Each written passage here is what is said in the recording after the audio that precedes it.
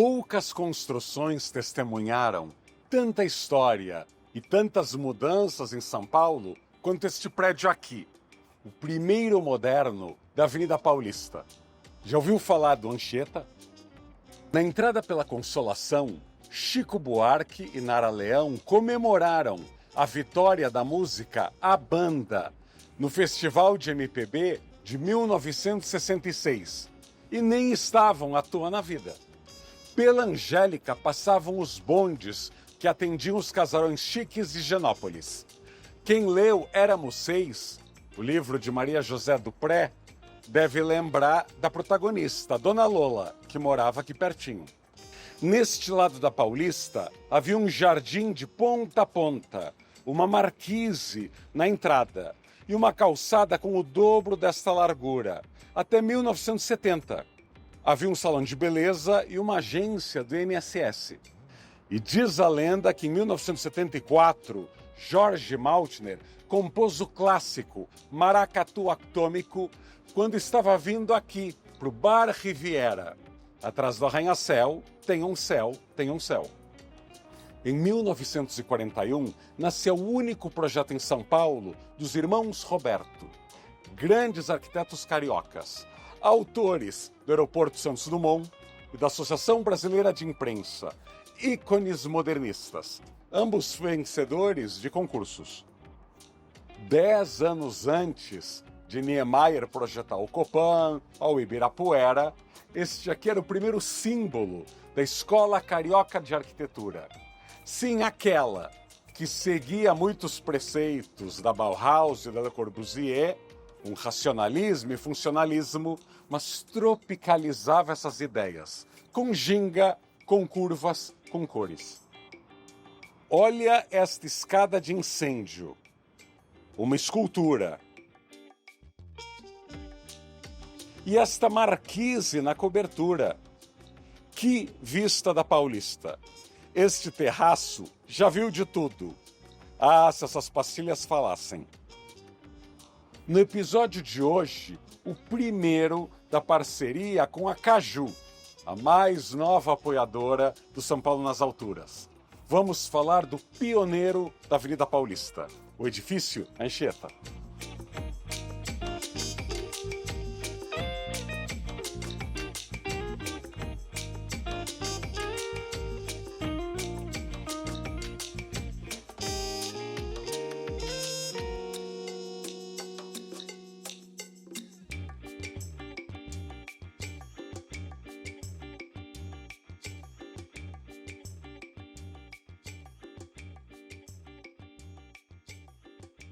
...60 apartamentos e 12 unidades duplex, todos de 3 quartos. Armários, maleiros e bancadas já entregues, matando de inveja quem compra um AP hoje em dia entregue todo pelado. Pé direito de 3 metros e 20 centímetros de altura. Até para mim é um pé direito alto. Todas as unidades tinham quarto e banheiro de empregada. Dos materiais aos arquitetos de prestígio, da localização à qualidade dos apartamentos, um edifício classe A. Como quase todos os prédios em construção naquela época, em plena Segunda Guerra Mundial, a obra se arrastou. Só ficou pronto em 48, 7 anos depois de projetado. E em 1949, nascia o Bar Riviera, na entrada da Consolação. Há mais de 75 anos. A rua tinha menos da metade da largura atual. Muitas mesas ficavam do lado de fora. Era fácil atravessar para o Cine Ritz Consolação, que ficava ali onde tem hoje as casas pernambucanas. E para o Cine Trianon, que foi inaugurado pouco depois, onde hoje está o Belas Artes. Os cinéfilos iam debater Billy Wilder, Hitchcock e Fellini aqui. Só em 67, o Trianon viraria o Belas Artes, que existe até hoje. Duplicação da Consolação foi feita em 68, pelo prefeito biônico Faria Lima. Tampouco havia esta passagem subterrânea, só aberta em 72. O Anchieta foi uma peça da Guerra Fria entre São Paulo e Rio de Janeiro. O ditador Getúlio Vargas tinha dado o golpe em 1930, que acabou com a República do Café com Leite. Durante uma década, ele só visitou uma vez São Paulo. O poder e também a arquitetura passaram a ser comandados no Rio de Janeiro. Vargas veio para cá numa feira em 1940 e em 41 este prédio é projetado. São Paulo até tinha já grandes arquitetos, como Reno Leve, Gregory Warszawski e Oswaldo Bratsky. Mas arquitetos cariocas foram os convocados para projetar este prédio pelo governo varguista. Sorte nossa, era um dos melhores arquitetos do Rio de Janeiro. Os irmãos Marcelo e Milton Roberto eram dos melhores arquitetos do Rio. O caçula Maurício ainda era estudante da Belas Artes Carioca quando se juntou aos irmãos.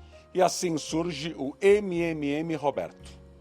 Este prédio surgiu do cofre do IAPI, o Instituto de Aposentadorias e Pensões dos Industriários, criado por Vargas em 1936.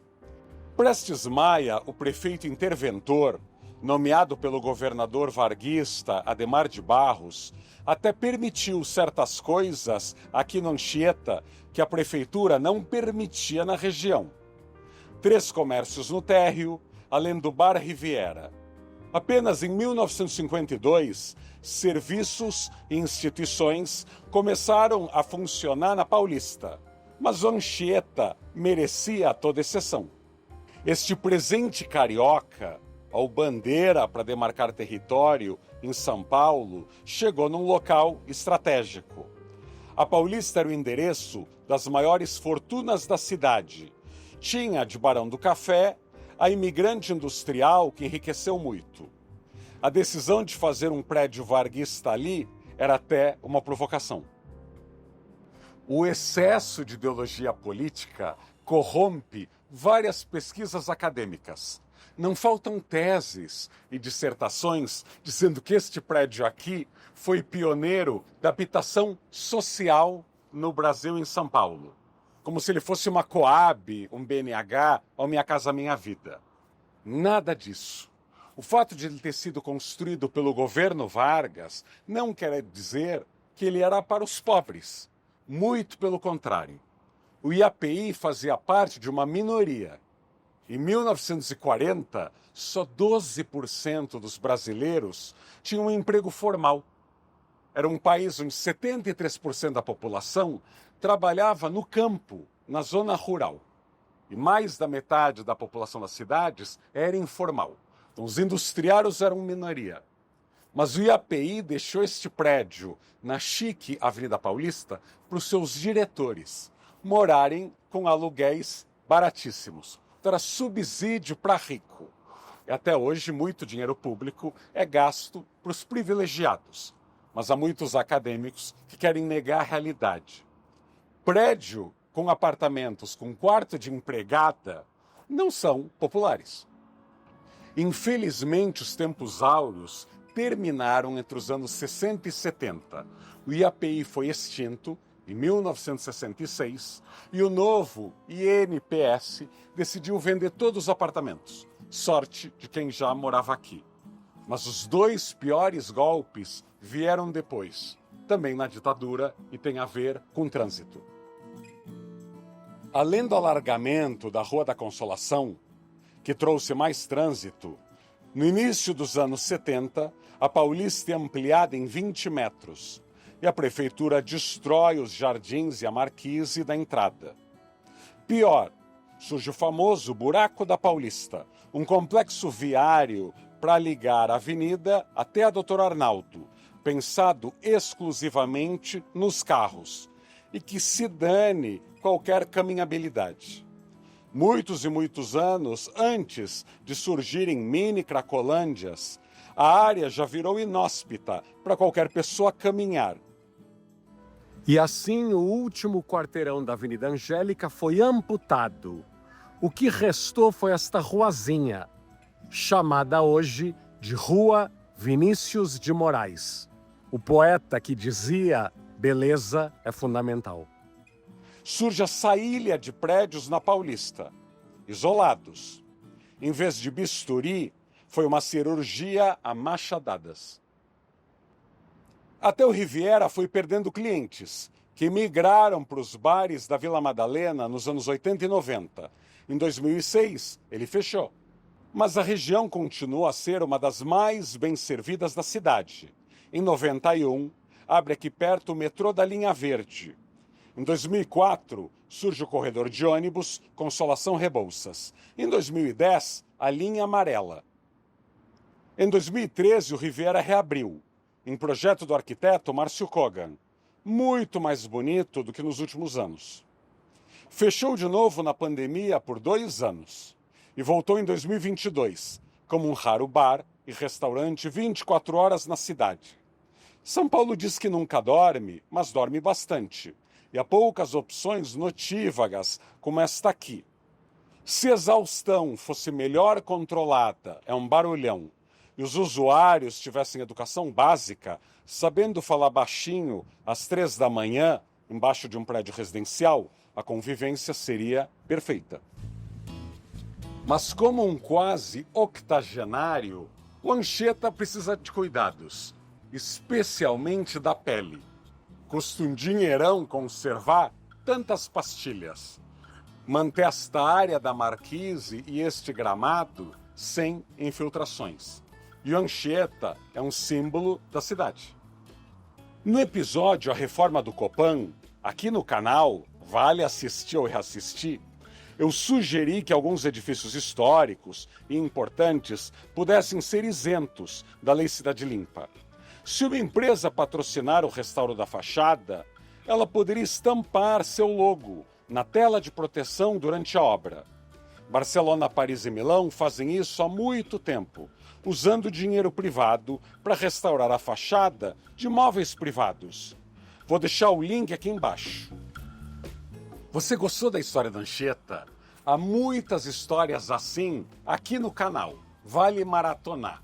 Sugiro que você veja a história da Galeria Califórnia, do Niemeyer, lá no centro, a história do Giancarlo Palanti, o arquiteto que fez o Chipre Gibraltar, aqui na frente, e a história da casa mais bela do estado, do Rino Leve. Há várias outras para você garimpar. E se você trabalha com arquitetura ou estudante e tem ideias, desenhos para consertar esse buraco da Paulista, me procura. Manda uma mensagem no meu Instagram, @RaulJustilores, e mande seus desenhos. Quem ama a cidade busca soluções, debate e se mexe. É a ideia desta comunidade, cada vez crescendo mais, do São Paulo nas alturas. E até o próximo programa.